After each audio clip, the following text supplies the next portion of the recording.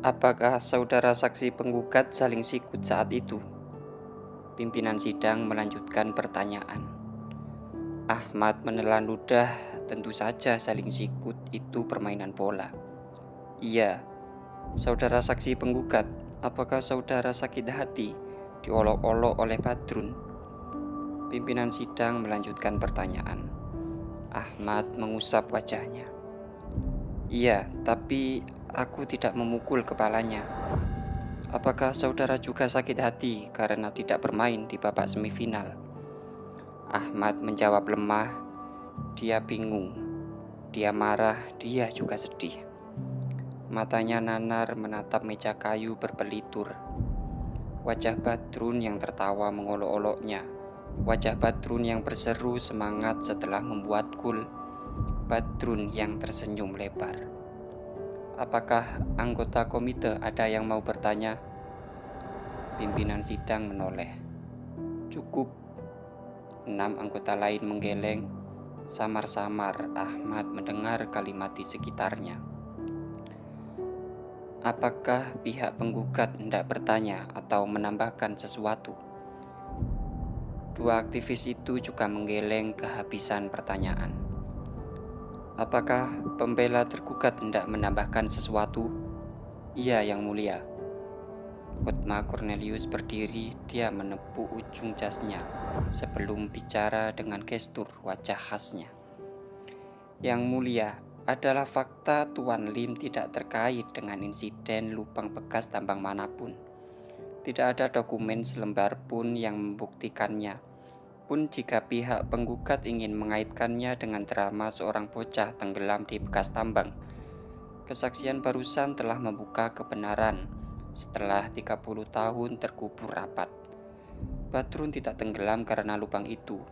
Dia pandai berenang, fisiknya prima. Tidak masuk akal dia mendadak kram. Tubuh Badrun tidak pernah dilakukan autopsi. Hanya ada dokter dan staf puskesmas yang boleh jadi menyimpulkan sepihak. Tidak bisa melihat bekas luka di kepala. Pagi ini, dengan kesaksian baru, kita tahu Badrun tenggelam karena dipukul kepalanya oleh teman dekatnya.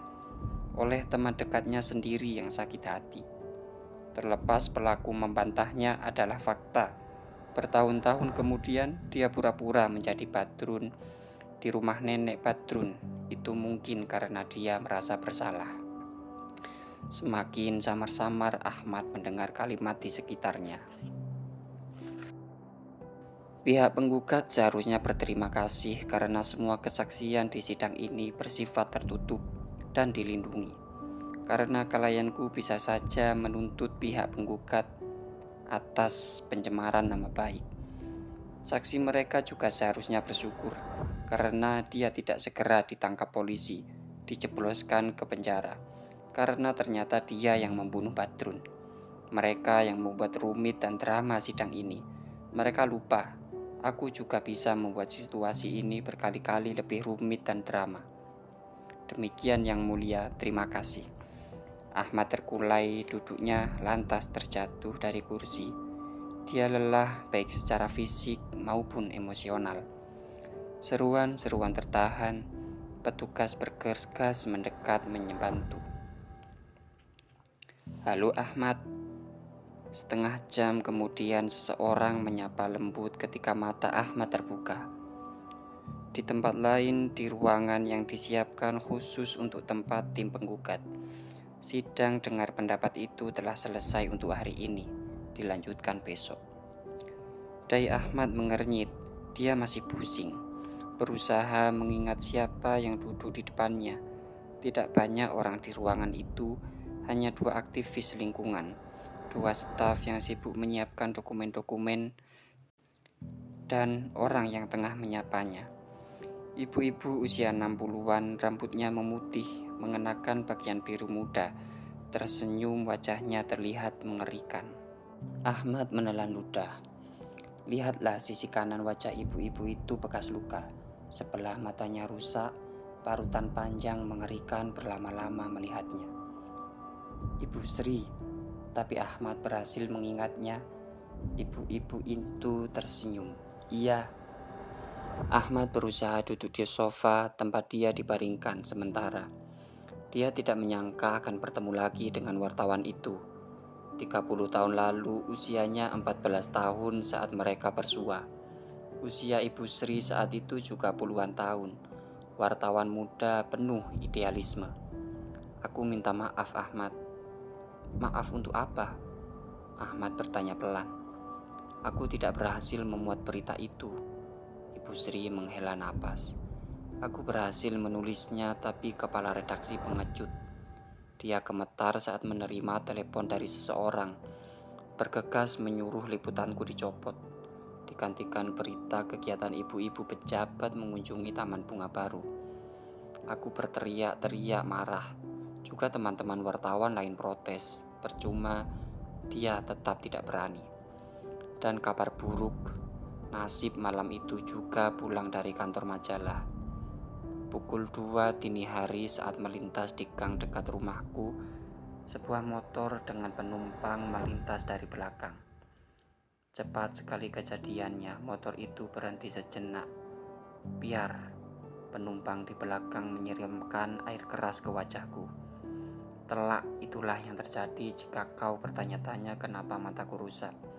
Wajahku terlihat seram begini. Ibu Sri tersenyum. Ahmad menelan ludah. Aku minta maaf tidak pernah menghubungi atau datang ke kampung itu, Ahmad. Karena setelah dirawat hampir setahun, orang tuaku memohon agar aku bekerja di luar negeri menjadi wartawan di kantor berita asing. Aku pengecut, memenuhi keinginan orang tuaku, memilih lari dari medan pertempuran, memilih jalan lain. Ibu Sri diam sejenak, membuat ruangan itu lenggang. Aku tidak memukul kepala Badrun, Ibu Sri. Ahmad bicara lirih. Tentu saja tidak, Ahmad. Aku percaya sepenuhnya cerita versimu. Bukti dia berbohong. Ibu Sri menghela napas perlahan. Iya, jelas dia berbohong. Entah apapun alasannya, pihak lawan telah membeli kesaksian temanmu itu. 30 tahun berlalu bahkan dengan kebebasan pers yang berkembang pesat, bahkan setelah berganti berkali-kali rezim kekuasaan, tetap saja ada yang tidak pernah berubah. Di permukaannya saja yang terlihat berubah, di dalamnya bergumpal pekat tetap hitam. Cara-cara lama, trik-trik kekuasaan lama. Tidak usah dipikirkan kesaksian Muti. Lupakan saja, hanya membuat sakit hati. Ibu Sri menatap lembut laki-laki separuh baya yang kurus dan wajah lelah, yang dulu dia temui usia belasan tahun, yang juga kurus. Terima kasih telah berani menceritakan masa lalu itu, Ahmad. Apapun hasilnya, itu tetap spesial. Semoga anggota komite menjadikannya bahan pertimbangan. Ahmad terdiam, dia masih marah atas kesaksian Mukti. Tapi melihat wajah Ibu Sri yang rusak, mata sebelah kanannya, ternyata wartawan muda yang dulu terlihat semangat, terlihat riang jauh-jauh datang ke kampung mereka yang gersang, membayar lebih mahal. Padahal dia bukan siapa-siapa bagi warga kampung, hanya ingin menulis kebenaran sebuah peristiwa. Sungguh kondisi Ahmad terhitung baik-baik saja dibanding Ibu Sri. Dia masih sehat walafiat, tidak kurang apapun.